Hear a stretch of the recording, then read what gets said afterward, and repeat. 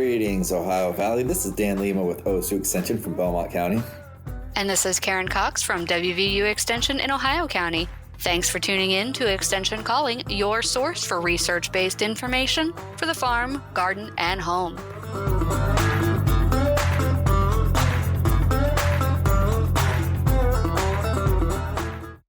All right, welcome back, everybody. Thanks for tuning in again to Extension Calling.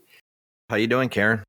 You know, I am doing pretty well considering that the weather's been kind of, that winter's on its way.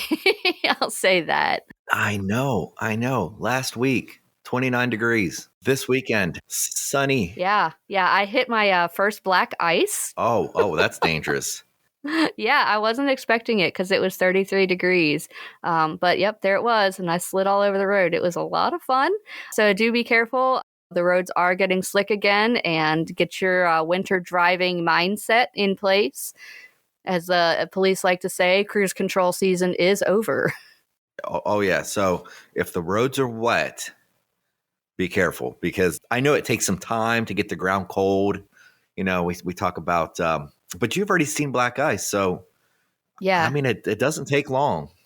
You just got to think about where you are. You know, if there's water or wetness on the road, if there's a high wind, that's going to cool that wetness much faster. And so we've had really high winds and moisture. So it just worked together. And it was just one little spot, but it was still enough to wake me up, especially after I had just passed a whole herd of deer. Well, I'm glad you're okay. I mean, I just had a little instance of a slippery spot, like on some boards, but that's it. Yeah, my back porch is always an ice sheet whenever it gets cold. But I did see the frost. Like I said, 29 degrees, frost everywhere. I wouldn't even consider that to be the first frost we've had in October. Maybe second. Yeah, it's the second. It was probably a more severe one. Yeah, it was a much harder frost, much heavier. It was beautiful, though. Everything was white and crystally. You know, it didn't get too badly impacted by that frost. What's that? The trees in the woods. You know, that's right. And didn't you just do a tree program? We did. We were down in Monroe County. Their Soil and Water Conservation District did a program involving questions that were given to the clientele that came, kind of a role play where you had foresters, you had extension professionals, you had soil and water professionals from, I guess it'd be considered ODA in this case, Ohio Department of Ag. But it was a little role play where they got commonly said things about woods and you know, in this case, selling timber as the overarching theme. And the professionals were there to kind of have a discussion with people and squash some misconceptions, maybe give them something new to think about. But yeah, really clever idea. Yeah, and so we thought we would try to mimic that again here on the show. Thanks go out to Christina Slover for bringing this to Dan's attention, who then brought it to my attention. And yeah, we thought it would be a fun way to do a show. So we're going to go ahead and take that route for you this time. All right. Which one of us gets to be the woodland professional? We'll let you be the landowner. That sounds like a safe bet to me. All right. So I'm walking in my woods and I'm thinking, you know, my woodlands have been fine for years. I have not even considered managing them. I mean, they're woods, right? Right. So a lot of people have the thought pattern that woods take care of themselves and you don't need to do anything with them. So where we're going to start with today is to talk about knowing your objectives. It's always important to, regardless of your objectives, to know that there are threats to woodlands out there, especially with these new invasive problems that we're having. Oriental bittersweet, Japanese barberry, multiflora rose, so many more invasives are causing problems in our woods that, you know, maybe 100 years ago weren't a big deal and you didn't need to deal with it. But you should really pay attention to what could be harming your woods right now, because if you don't take care of those potential threats, they could take care of your entire woodland for you, and not in a good way. You know, on top of that, even, I once heard a forester talk about the woods as having this maximum carrying capacity, you know, just for lack of a better word, right? Mm-hmm. You can only have so much mass in a given square footage. So if that mass is comprised of low-growing shrubs, invasives. You're taking away potential for trees by not managing the stuff that isn't very valuable. What you do is you take away resources from the trees that are valuable. So having that management strategy, even though you might think it's not doing that much, just like interest, things compound and things have an effect from time A to time Z. And doing a little bit adds up. And then before you know it, your trees are an extra inch, 2 inches, 3 inches in diameter that wouldn't have been possible because that mass was taken up by something else, by honeysuckle, by we'll just say a less desirable species. yes. I was thinking like in terms of some forestry invasives that we see, correct. Yeah. So that management, even though you might think isn't having a big influence, when it comes time to cash that check, you'll know.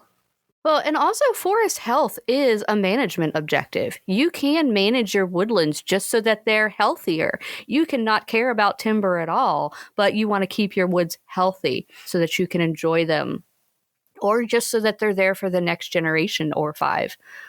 That's true. And no matter what your objectives, there's just so many programs out there. There's so many resources that you can do to figure out how you want to management. Do you like hunting? Are you managing for a specific tree? Do you like oaks versus cherries, maples, whatever it is? Or maybe you like maples and you're thinking about doing maple syrup. There's a management strategy for everything. Right. And let's say that you're not interested in managing trees at all, but you have another objective. So I have chosen to manage my woods for wildlife. So I can't cut timber or I will harm my deer and turkey. Well, wildlife management, again, going back to what Dan had just said, it depends on what you want to manage it for. Do you want to manage for deer? Do you want to manage for turkey? Do you want to manage for grouse? Do you want to manage for warblers? Do you want to manage for owls or chipmunks? Or, there are a lot of different wildlife species, and all of them need different stages of forest development. So when you're looking at a forest, there is a succession. And so after you have a clearing, let's say there's been a timber harvest or a fire, or you just have a pasture that's growing back up into woods. You start off with these grasses, and the grasses are slowly overtaken by some of our faster growing trees that they don't have any shade tolerance, but they grow super fast. Things like poplars and cherries. They're going to come in and they're going to grow super fast and create a canopy. Now, your next species are going to come in after those trees are growing, because your intermediate shade tolerant species are going to come in, like your oaks, your hickories, things like that, things that are high mast producers. They're going to grow in the shade of those other trees, and they're going to hang out kind of until those fast growing, short-lived species start to fade out, and then they're going to take over the canopy. The next series of trees that are going to come in are going to be your shade tolerant species, your maples, your beeches. Now, these are super shade tolerant, and they're just going to hang out in the understory until your oaks and hickories start to age out, or there's a harvest, and then they're going to go up and they're going to form the canopy. Now, this canopy is really dense and doesn't allow a lot of sunlight to the forest floor. So you're going to have less understory species in a type of forest like this. And without any interaction or damage to that stand, then you can have what's called a climax forest, where that's the only kind of trees you have. You have your beeches. You could have a solid beech forest or a sugar maple. And, we all like sugar maples because we love maple syrup, but there are limits to what the sugar maple can do, and they won't live forever.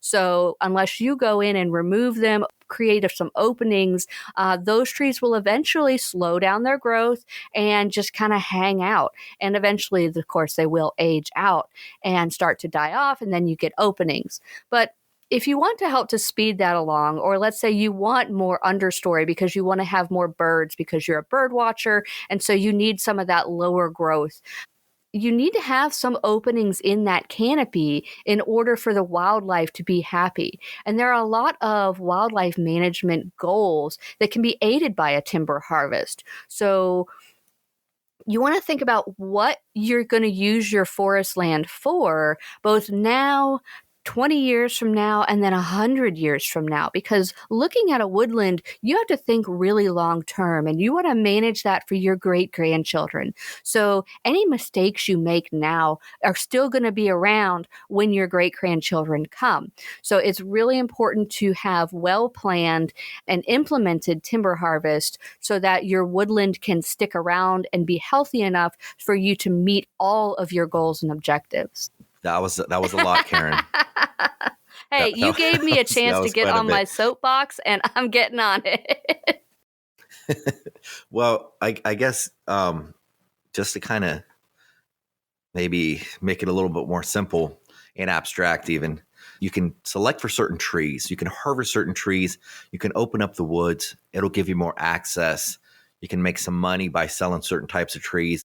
You can have a goal of wildlife management and timber harvest, but it's stuff that you have to communicate to professional foresters. Karen having certain qualifications that most people do not figure this out. So everybody's going to have different goals, but basically wildlife management and hunting aren't necessarily conflicting with timber harvest. Very true. So let's move on to the next question here. I really don't want to harvest my timber at this time, but you know what? I understand that I need to because I keep my forests under CAUV tax reduction. All right. So for those people that don't live in Belmont County, Ohio, can you give us a little review of what CAUV tax reduction is? Right. So CAUV is a program done by the county auditor. It stands for current agricultural use value. And the point of CAUV is to provide a tax reduction on property taxes based on agricultural usage. So in this case, a timber harvest is an agricultural product, but it's done in the woods. So one thing you have to understand about CAUV is it's based on soil productivity. And timber production is required, but the type of harvest and timing of the harvest should be based on the sustainable forest management and the condition of the woodland. So here in Belmont County, to have CAUV under a forested area, you do have to have some kind of woodland management plan, and that's going to be typically approved by Soil and Water.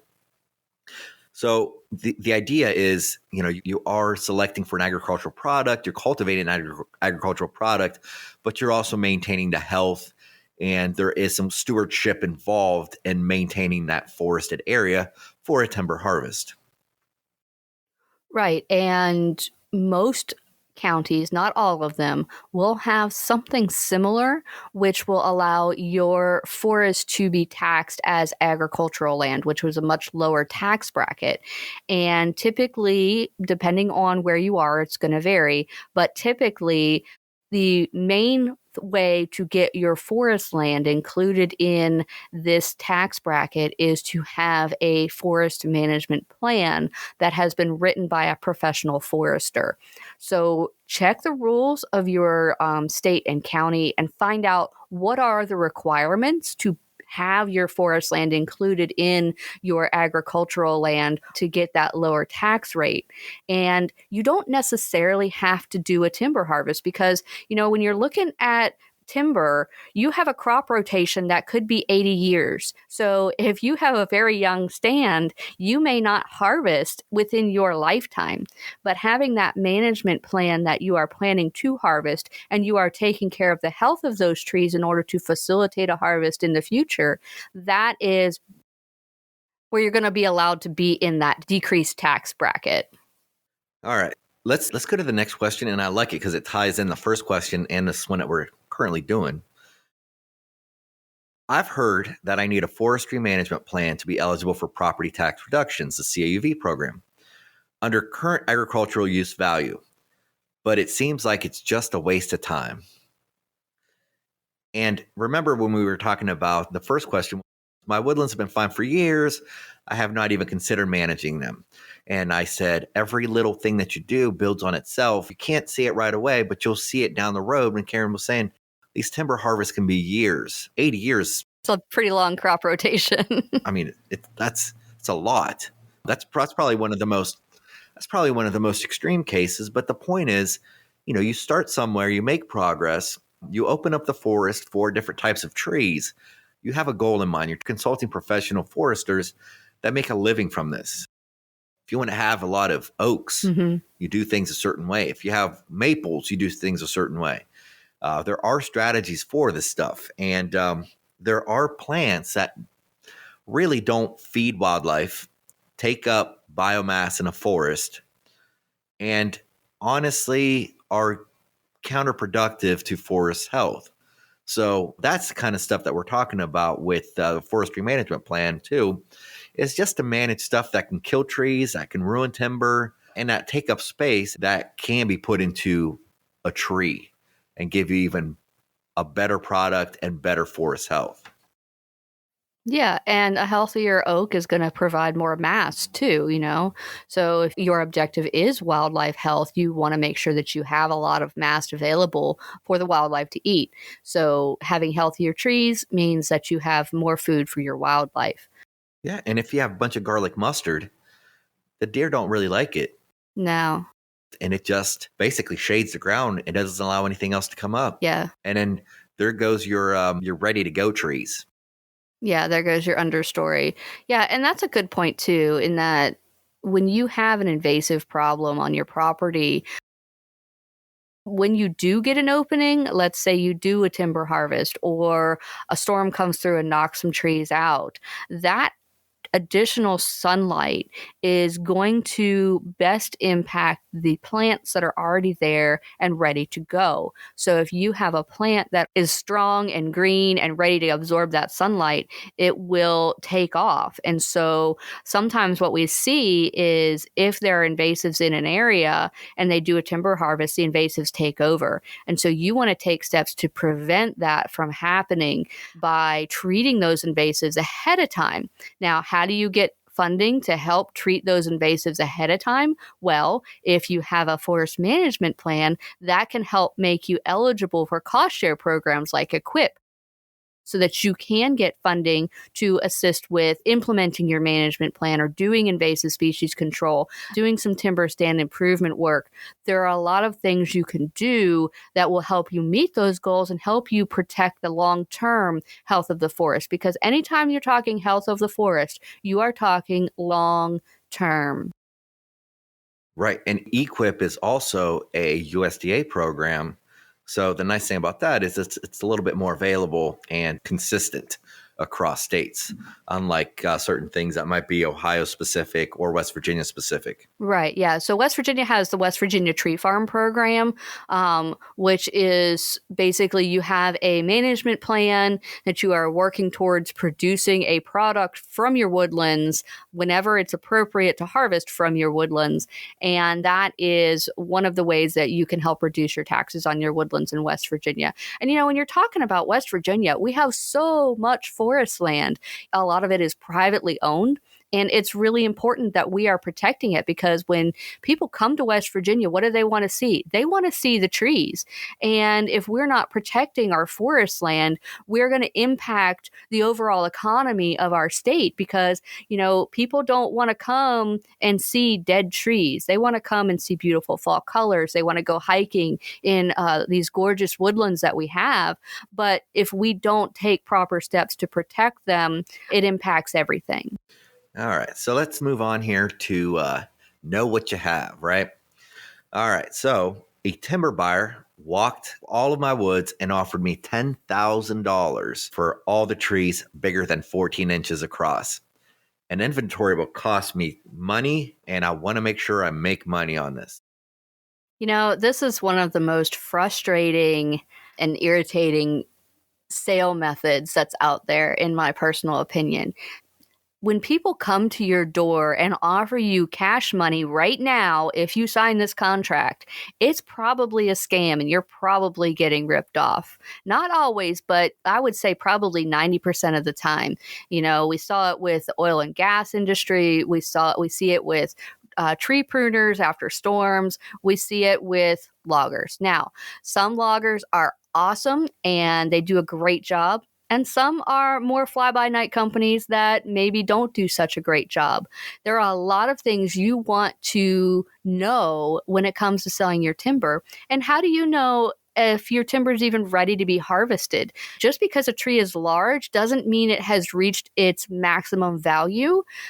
And just because a tree is large doesn't mean it has any value. So, everyone looks to walnut and cherry and thinks, oh, veneer value, I'm making thousands of dollars on this single tree that I'm selling. But an ugly cherry tree that has a lot of scars lower down on the bowl isn't really worth much because it's not perfect. Those perfect trees are the ones that get sold for veneer value. And those are really hard to come by and can be improved by doing good forest management. So you need to know what you have. I mean, if someone came up to your front door and said, hey, I'll give you $75,000 for your house, some people will be like, oh, yeah, that's a great deal. I'll take it. And some people are going to laugh at you and go, my house is worth so much more than that. You typically know what your house is worth because it's easy to find online. You can just pull up Zillow or whatever and find out what the general value of your house is and be able to say, oh, you're an idiot. That's not what my house is worth. I'm not accepting this deal. There's not a program out there where you can automatically know the value of your forest. And a forester can do an inventory and tell you the actual value of your forest. Yeah, and that's so true. You'd think that a smaller tree will always get bigger, but sometimes a big tree will get bigger, and those smaller trees are kind of stalled out. There are certain things that certain qualified people can tell about a forest. Mm-hmm. And just because it's 14 inches across in this case doesn't mean that it's not going to gain faster than a tree that's 4 inches across. That's one thing that I've learned from foresters that I find really fascinating. They can pick up a species and because of the species and the physiology of how it grows, they can tell, if I knock this down, it opens up the canopy and I know this tree is going to respond quick. Just because a tree is large doesn't mean it can't become larger. And those 4 inches in a larger tree could add up a lot more than 4 inches in a small tree. That's true. And you look at some of those small trees, you're like, okay, I have a whole bunch of sugar maples in my understory. I'll just harvest the overstory, and those little trees are going to sprout and take off and grow fast. Well, if a maple's been suppressed for 20 years or more, it's not going to take off. It's kind of said, okay, I'm accepted my fate. I'm going to be a little tree for my life, and it won't grow fast. Yeah. And there are other trees that if you open them up too quickly, they'll actually get injured from sun scald and other problems. So there are some finesse things that you need to be aware of. And especially if you're a farmer, you're already worried about your cattle's health, your sheep health, your pasture health, your grass health, your sale values, your marketing, your everything else. And having a forester be able to come in and say, okay, this is what your woods are actually worth, but the market's kind of swamped right now, so maybe you should hold off and sell next year, or vice versa. The market is desperate for trees right now. This is your time to sell. But don't take the face value of someone showing up on your doorstep to say, hey, I'm going to give you $10,000 for the trees in your woodlot. You're not going to get a better price. Don't fall for that. That might be you might say, well, you know what? I really need that money right now. Go ahead and reach out to a forester at that point and say, hey, I got a bid from a logger. Can you come out and tell me what my woods are worth and handle this sale for me? And they'll come out, they'll do a closed bid sale to a bunch of loggers and make sure that you get what you want out of the forest. Exactly. Just like, we talk about attorneys. It costs money to get an attorney, but sometimes it's necessary to make sure that you're actually getting a good value. It's an insurance policy. I mean, you're consulting professionals, you don't want to rush in making big decisions, and you want to make sure you're talking to the right people. So yes, it's going to cost some money, but these guys will tell you, and these guys you can trust because a lot of them work for the state. They don't really make money by your harvest. Certain ones do, but if we're talking about a service forester, right, they're not going to make money consulting you, but they want to see the landowner's profit and they want to see good stewardship. But even if a consultant forester is getting a percentage of the timber sale, typically what they have found is when you have a closed bid sale that has been marked by a professional consultant forester, that sale will still net more even after the forester's fee is taken out, chances are you are making more utilizing them and paying them. But we'll kind of tie this one back to the first question, or to the one we just did. The logger's cutting next door, and I've got to cut now to get a good deal. Again, you're rushing things. You're not consulting the right people. Yeah, that logger will cut you a deal, but is that enough to really offset like the professional consultation that you could even make more from? Not to mention, what are your goals for the woods, right? We talked about being able to do a timber harvest and hunt. Those consulting foresters or service foresters are there to help you make the right decisions. And, not being able to use your woods the way you'd like to for the next 10 years, was it worth the extra $2,000? Or maybe even lost money doing it. You could have had a double loss. You just don't know. Don't rush into big decisions. Yeah, and let's not say 10 years. Let's say 50 to 100 years, or permanently damage, because mistakes in timber harvest stick around for a long time. You can have severe erosion that causes gullies to form, which takes away all your topsoil, and we all know topsoil is needed for plants to grow. And then now Mother Nature has to create new topsoil, and you're looking at 3 generations for your forest to get back to the health and status that it was at when you had a poor timber harvest. So it's really important to think long term, and know that doing a poor timber harvest can cause significant problems. And it's really worth it to protect the health and longevity and ability to use the forest for your goals. But there's other reasons that you want someone who knows how to handle these timber sales on your side, because they can help you think of things that you don't even think to think of. So for instance, where's the log landing going to be? How are the loggers going to access your property? Are they driving through your prime pasture during calving season? Are they going to put their log landing on your best hay field and introduce a bunch of weed species and compact the soil? You've got to think about those aspects. And when you're working with a good consultant forester, they take into account all of the uses for the entire property. If you have a hunting cabin, or you want to, increase your view to the lake, or you want to make sure that your golden-winged warblers have the best habitat possible, they can help you meet all of those goals and objectives and help you avoid highly stressful environment for your cows when they're having calves. You need to think about timing. You need to think about placement of equipment. You need to think about reclamation of the skid roads. Oh, yeah. There's so much to consider that it's really important to have someone who knows what questions to ask. One of the things that I have learned in this position of being an extension agent is you don't know what you don't know. So I am always open to listening to someone who knows more about certain subjects than me. And if I'm not sure about something, I will reach out to someone who knows more than me. And I really encourage all of you out there, if you are considering a timber harvest, to reach out to someone who knows more than you.